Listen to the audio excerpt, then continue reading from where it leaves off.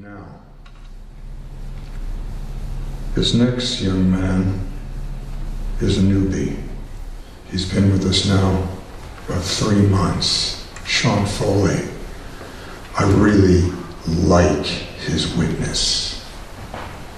I love the demonstration of his humanity as he describes experiences through his specific filter, but the honesty in his telling makes it our filter. And I'm very appreciative of the experiences that he shares with us. Sean Foley, grace us.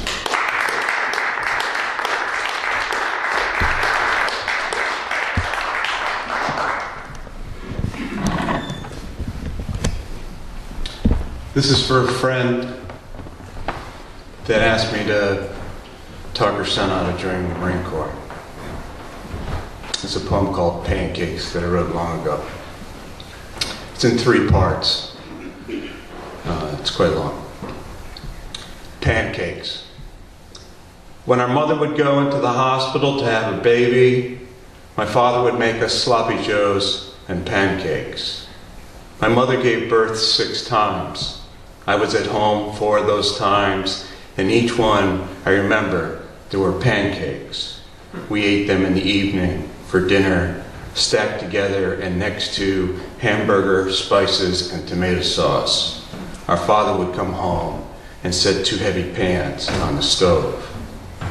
When we were old enough, we would ask for pancakes, calling them our favorite, and soon our mother would be home with a new baby. Like most children, I could be no one's favorite. Yet, in grade school, I would often stay after, trying to my teacher to be the most helpful. Later, when I got to high school, I met a special girl, and after our classes, we would go over to her house, where there was no father, and we would make love in the living room. Afterwards, if there were still time before anyone else came home, we would stand naked in the kitchen, making pancakes together. Pancakes again. Later again, it was winter in Providence, Rhode Island. Living alone, I had quit school and was waiting to join the service. A record snow fell on the day I was to be inducted, and everyone else stayed home. Disappointed after walking back from the recruiter's office, I decided on shoveling to make myself hungry.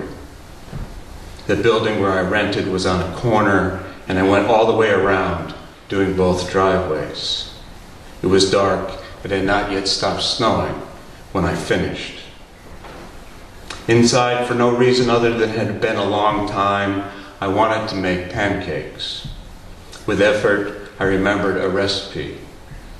While mixing batter, the phone rang. On the other end was a woman who lived upstairs. I was surprised and young, but she went ahead and asked if I would sleep with her. There was the word want, like Uncle Sam's, in my neighbor's question. She said she had been watching me. She said she liked the way I shoveled snow. I saw myself, a wooden spoon held in one hand, the other hand cupped beneath it, the phone pressed with one shoulder to my reddened ear. Behind that reflection, snow falling to the dark, covering again what for hunger I had struggled to uncover. I asked her if she would please come downstairs for pancakes. Again and again, of what is flat enough, of what edge curved does not reflect its own center, does not define its own center, of what casual radius is my desire, stacked, coated sweet and fat, browned, the batter made of winter wheat, milk and eggs, soda, stirred together in a bowl, fire, a pan, butter, a mixture poured out, expanding concentric from a ladle. In the Marine Corps, there were pancakes made every morning. In the serving lines, they were handed to us 2 at a time with tongs. Each of us had served mess duty as recruits. Many, myself included, had helped mix batter, measuring flour from 50-pound bags. The recipe posted on a stanchion stated each ingredient and its proportion with the coda that these be considered as orders. During that initial training, individually, we dreamed of food. Though fed squarely and thrice, we were all hunger, and infantry as obedient as good children. We marched to chow, our bunks made, the floors swept, each squad bay all in its original order. We mouthed the strict cadence, yet with no rowdness, save for the repetition of our days. We paid our attentions, waiting the hours to enter the hall, one file continuous, eating in minutes all that was put before us. During that hollow time, no woman who had ever desired of me returned home bearing new life. I was awakened early, and was hungry, and ate. Within hours, hungry again, I lined up once more with my brothers to be fed. I was the child waiting by the hot pan, my plate ever empty. I held it out to be filled, and it was filled over with the round cakes of absence.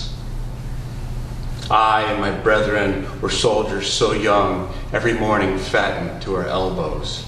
Temporarily sated, each in his turn would rise up, again the sun, again embracing the flatted earth, only to fall in, the morning still dark, the lone hall surrounded by many barracks. I would respond to a tone of voice. We formed over column and file, joining again our squads and rifles. By this simple practice, we waited, each as he was told, not knowing yet the years, months, days, slowing out away from us.